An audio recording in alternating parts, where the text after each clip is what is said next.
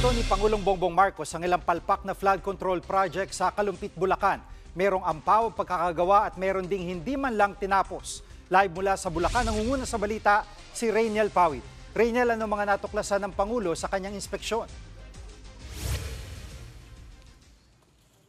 Jiggy, unahin natin yung flood mitigation structure dito sa gilid ng ilog sa Barangay Frances sa Kalumpit, Bulacan. Kanina nga nung ininspeksyon nito ng Pangulo ay agad niyang hinawakan yung gilid ng struktura at laking gulat nga ni PBBM nang makita niyang agad nadudurog itong ilang bahagi ng semento. Ni hindi man lang daw kumalahati doon nga sa target na kapalsana nitong struktura na 8 inches. So 2021, Jiggy, ay natapos nga itong itinayong flood structure na ito dito sa Barangay Frances at kinakailangan o kaakibat nga niyan ay yung palagi ang dredging. Pero kanina ay natuklasan din ng Pangulo na tila hindi ito na ipatutupad nga ng contractor dahil meron nang natayo o meron nang namuo na malaisla na lupa dito sa gitna ng ilog. Ito rin yung nakikitang dahilan kung bakit nga agad umapaw yung ilog nitong nakaraang bagyo at habagat. Pakinggan natin yung pahayag ni Pangulong Marcos. Hawakan ninyo, sa kamay kayang durugin.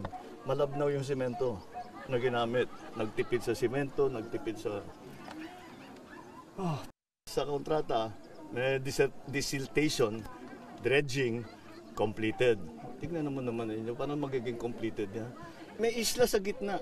Tinutubuan na ng damo na napaka... Masukal na yan, yun. At Rainiel, natukoy ba kung sino ang contractor ng proyektong yan? Jiggy, na pag-alaman ngang Wawaw Builders yung may hawak na kontrata nitong proyekto na ito na nagkakahalaga ng 77.1 million pesos. Jiggy, itong Wawaw Builders, sila yung isa doon sa 15 contractors na nakakuha ng pinakamaraming flood mitigation projects ng gobyerno. At hanggang sa ngayon, wala pa silang pahayag dito nga sa naging komento ng Pangulo. At may iba pa bang proyekto na ininspeksyon ang Pangulo dyan?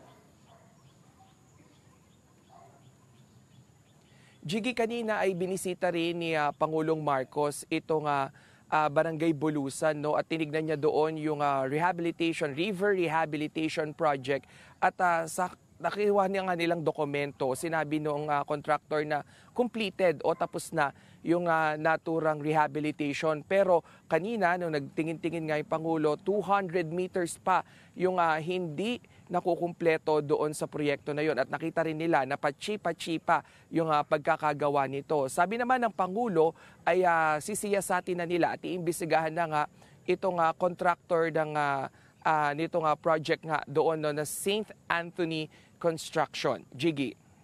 Yan ang ulat ni Rainiel Pawid live mula sa Bulacan.